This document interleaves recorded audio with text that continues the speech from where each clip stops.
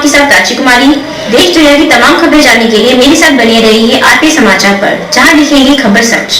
दोस्तों जय शंकर की। मैं हूं आपके साथ रघुनाथ प्रसाद शास्त्री।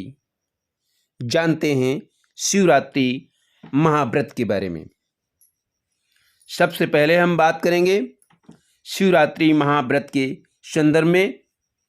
इस व्रत को श्रद्धालु श्रद्धापूर्वक करते हैं। इस वर्ष कुछ श्रद्धालु अपने घर में शिव पार्वती गणेश सहित पूरे परिवार की मूर्तियों का आकार अपने घर में कड़ी मशक्कत के साथ में बनाकर तैयार किया है, क्योंकि आज 1 मार्च 2022 को शिवरात्रि का महापर्व आ चुका है। इस समय पूरा दिन और रात मेहनत करके श्रद्धालु साधना शर्मा ने अपने घर में शिव पार्वती गणेश और गणेश का वाहन निर्मित किया है और इसे अच्छे मन भावन कलर से उसे कलर किया है, जिसे देखकर आप भी हैरान रह जाएंगे। जानते हैं शिव पार्वती का यह व्रत क्यों किया जाता है। नमस्कार दोस्तों, आप सभी को महाशिवरात्रि की ढेर सारी शुभकामनाएं। दोस्तों ये बात तो आप जानते ही होंगे कि महाशिवरात्रि हिंदुओं के लिए एक प्रमुख त्योहार है। इस दिन भगवान शिव की पूजा की जाती है और व्रत भी रखा जाता है। लेकिन क्या आप ये बात जानते हैं कि ये त्योहार क्यों मनाया जाता है और ये त्योहार कब से मनाया जाता है? अगर नहीं जानते हैं तो चलिए आज हम आपको बताते हैं महाशिवरात्रि को मनाए जाने का कारण और इसकी कथा को। अगर आप भी भगवान शिव को मानते हैं तो आपको भी ये कथा जरूर पता होनी चाहिए। दोस्तों धार्मिक मान्यता के अनुसार महाशिवरात्रि का पर्व मनाने के पीछे 3 मुख्य कारण हैं। पहला कारण तो यह है कि इस दिन महादेव अपने शिवलिंग रूप में प्रकट हुए थे। तब सबसे पहले ब्रह्मा जी और विष्णु ने उनकी पूजा अर्चना की थी। इसी वजह से इस दिन भगवान शिव की पूजा का विशेष महत्व है। इसके अलावा जो महाशिवरात्रि का दूसरा कारण है वो ये है कि इस दिन माता पार्वती और भगवान शिव का विवाह हुआ था। उनके महामिलन के उत्सव के रूप में इस पर्व को मनाया जाता है। इसके अलावा जो महाशिवरात्रि का तीसरा कारण है वो ये है कि इस दिन भगवान शिव ने समुद्र मंथन से निकले विष को पीकर दुनिया को बचाया था। इस वजह से महाशिवरात्रि मनाई जाती है। तो दोस्तों ये हैं वो 3 कारण जिन वजहों से महाशिवरात्रि का पर्व मनाया जाता है। अब जानते हैं उस कथा को जो बताती है कि इस व्रत को करने से क्या लाभ मिलता है। एक बार माता पार्वती ने भगवान शिव से पूछा कि ऐसा कौन सा श्रेष्ठ व्रत है जिसे करने से मृत्यु लोक के प्राणियों को आपकी कृपा प्राप्त होती है। तब भगवान शिव ने माता पार्वती को शिवरात्रि के व्रत के विधान की कथा सुनाई। एक गांव में एक शिकारी रहा करता था। पशुओं का शिकार करके वो अपना पेट पाला करता था। एक साहूकार का उस पे कर्जा भी था, लेकिन वो साहूकार के कर्जे को समय पर ना चुका सका, जिस कारण साहूकार को गुस्सा आया और उसने शिकारी को एक दिन शिव मठ में बंदी बना लिया। संयोग से उस दिन शिवरात्रि थी।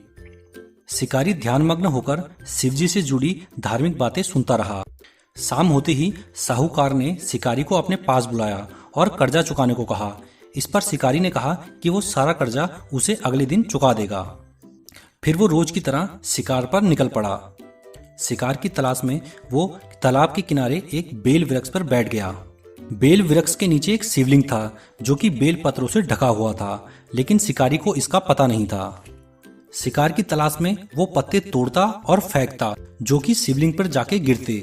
इस तरह पूरे दिन भर भूखे प्यासे रहने के कारण उसका व्रत भी हो गया और शिवलिंग पर बेलपत्र भी चढ़ गए। आधी रात बीत जाने पर उसको तालाब के किनारे एक हिरनी नजर आई। शिकारी ने उसको मारने के लिए जैसे ही तीर को धनुष पर खींचा, इतने में हिरनी बोली, हे शिकारी, मेरे पेट पे मेरा बच्चा है।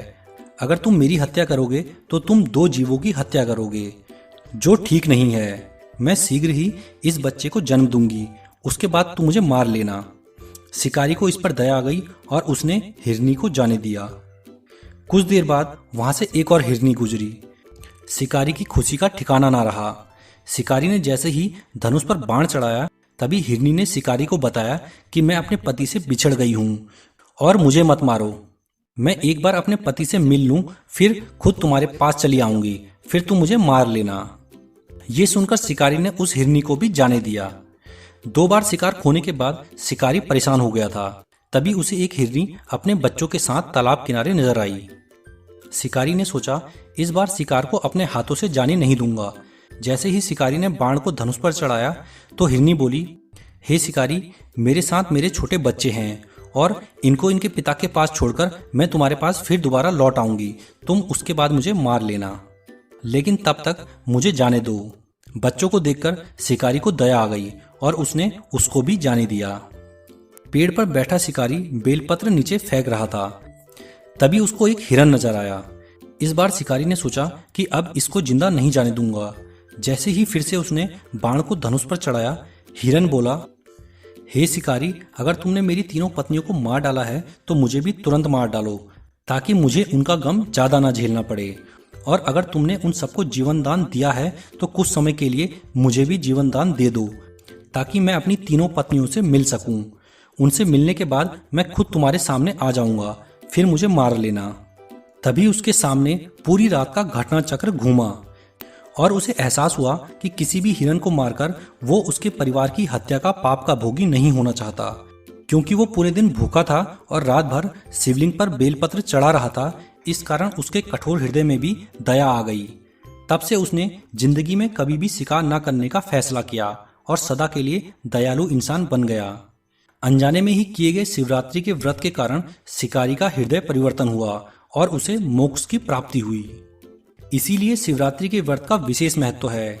इस व्रत को करने से मनुष्य के अंदर दया का भाव आता है और भगवान शिव की विशेष कृपा प्राप्त होती है। तो दोस्तों, आशा करता हूं आपको शिवरात्रि की ये कथा जरूर पसंद आई होगी। अगर आप भी भगवान शिव के भक्त हैं तो कमेंट बॉक्स में ओम नमः शिवाय जरूर लिखें। वीडियो पसंद आया हो तो इस वीडियो को लाइक कीजिए और अपने दोस्तों और परिवार के साथ शेयर भी कीजिए। ऐसे ही वीडियोस पाने के लिए आप हमारे चैनल को सब्सक्राइब जरूर कर लें, ताकि आपको आगे भी ऐसे ही वीडियोस मिलते रहें। इसके बाद हम मिलेंगे अपने नेक्स्ट वीडियो में। तब तक के लिए धन्यवाद। जय हिंद।